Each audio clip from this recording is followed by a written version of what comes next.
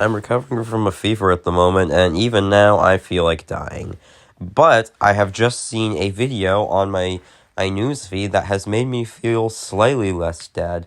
It turns out that the documentary about the Thomas fandom, An Unlikely Fandom, has now been acknowledged on the news. Today we're going to be watching it and seeing what it's like, giving our thoughts on it. So make sure to subscribe if you want to, and here we go. Silly childhood stories can be much more. Often those stories that have been used for years as a way to teach the next generation important lessons in life. One of those is Thomas the Tank Engine, that series, which among other things teaches about inclusivity and how actions have consequences. UNC Greensboro grad is showing how powerful all... That's certainly a way of looking at Thomas, I suppose. In the classic series, it was mainly engines being assholes, but yes, it does teach about inclusivity and actions have consequences. That's a good way of looking at it, I suppose. That is in a new documentary, as you'll see in this evening's Buckley Report.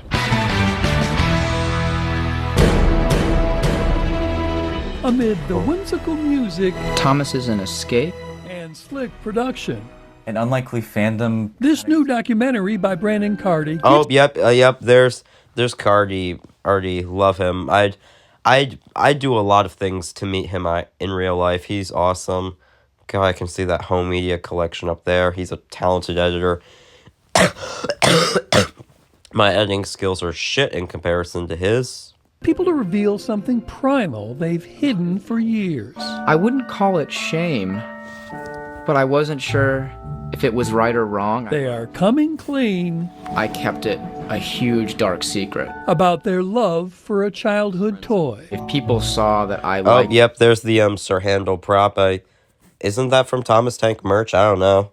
this, it would just brand me as immature and a loser. You can see in every frame that, like, this person is super into it. But as Brandon's film reveals, Thomas the Tank Engine is much more than a colorful block of wood. Oh, I'm gonna try and randomly spot the DVDs. I see Splish Splash Splosh, Runaway Kite, The Christmas Express, some later hit model era shit. I can see seasons 8, 9, and 10. That's a nice visual guide. I love looking at those old DVDs in the UK. A lot of people love it because, one, it just was such an integral thing in their childhood and they can't let go of it. That's very much the case for me here, Cardi. You hit the nail on the head very well. And I'm going to say part of why I'm still into Thomas at this age is because it's something consistent for me, and plus, it's a creative outlet for me. Like, I've learned a lot of film editing from, my main channel and this Henry channel, but I've developed my interest in voice acting from Thomas fan projects, thanks to Ripoff Productions, who gave me the role of Henry in one of her projects. I developed this interest in voice acting just from being able to do a good impression of Baldwin Henry for her. Like, now, I'm actually capable of doing impressions of SNL stars. Currently, I'm watching the remake of Longest Yard, and I'm capable of doing impressions of Adam Sandler and Chris Rock. I'm going to try and go do an impression of Reynolds next, because, didn't he play Sandler's character in the original? I can't speak half the time. Which I think is fair. And then some people just had a really bad childhood, and that was like their comfort blanket. Brandon's love for Thomas began early. This became ingrained on your 4th birthday. Yeah, that's when it really hit, because, that whole photo, everything is Thomas themed. August 13th, 1997, classic. I see a fuel tanker. That's a 100-piece set. And before he could talk, that's Brandon there on the left, playing with his older brother's Thomas set. It just kind of went to me when he got out of it. The only difference is he grew out of it. I didn't. English author Wilbert Awdry created Thomas Three in railway a series engines. of illustrated books in 1946, and was turned into a British TV series in the 19... Oh God, I think that Viaduct set might be taller than me actually. 1980s by Britt Allcroft. If the audience embrace the characters and the stories. And Brandon was able to use old clips of her in his film. Maybe they first discovered them in the books, but maybe they first discovered them on the screen. Brandon. They're probably... Oh yeah, all those tapes. I think aside from that useful stories, I have every single tape he shows here. isn't a Thomas DVD that you don't have. Seems to have them all. Basically, every sort of English release is all here across these two shelves.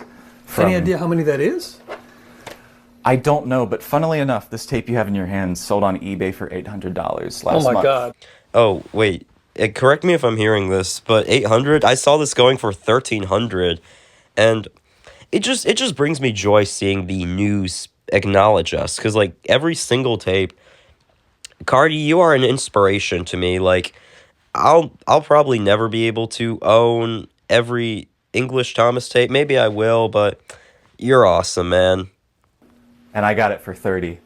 So that's Oh yeah, I got it in a lot with Tales from the Tracks. I got that in a lot with Get Along and Sing Along and Stories for $24. So I got that for less money. I'm a winner. No, I'm not. pay my rent someday. Right now, video and film work is how he pays the bills, including his Thomas documentary titled An Unlikely Fandom that's making the rounds at various film festivals. It's the one thing that I am really good at. I'm not into sports, I'm not into cars, not anything else like that, but filmmaking, I love all. Well, yeah, that's true dedication, Cardi, and I can relate to you. Filmmaking and acting is the main thing I'm into. That's what my call in life is, really. I see myself as someone to entertain, and you're helping me feel more confident about that. Thanks, Cardi. It's the one thing that I am really good at. I'm not into sports, I'm not into cars, not anything else like that, but filmmaking, I love all of it. He's a fussy little Indian too. He used his family's video camera to make these home movies when he was a young kid. My brother and I were both Thomas fans. And upped his game a bit after graduating from UNC Greensboro. Oh yeah, let me So this bit was especially fun because this was like one of the first things I ever shot. And although he's grown, there is still a little room for Thomas nostalgia every now and then. This is my main feed, it's Twitter. On social media. So there's one Thomas post, two. And always a place for validation from the TV show's creator, Britt Allcroft. Being you is being Seeing Britt you. Allcroft on the news just brings me joy in every gives, like, way. this ultimate blessing of like, I know you guys still like this and I think it's wonderful. Keep doing that. Just brilliant. So stay unlikely. A lot of people made fun of me for liking this, when I was like 10 or 11. But I just got to show this thing in front of 250 people in New York with the creator of Thomas the Tank Engine there. Oh yeah, Rick Sigelcow. Let's hope somebody bought a Daisy toy there, because apparently her stubborn attitude was too much, even though most Thomas characters are full of shit, so I got nothing. So who's laughing now? Bob Buckley, Fox 8 News. So that's pretty much it, guys. I just wanted to make a short video talking about this documentary because, it just brings me joy seeing our fandom get acknowledged. And honestly, we all need a little bit of positivity and joy, especially in this era of the internet where everything's going to shit for the iPad kids. Just seeing stuff like this, it makes me a little more hopeful for the future of this fandom. But anyways, I want to thank you all for watching. Subscribe if you want to, and I'll see you in the next one.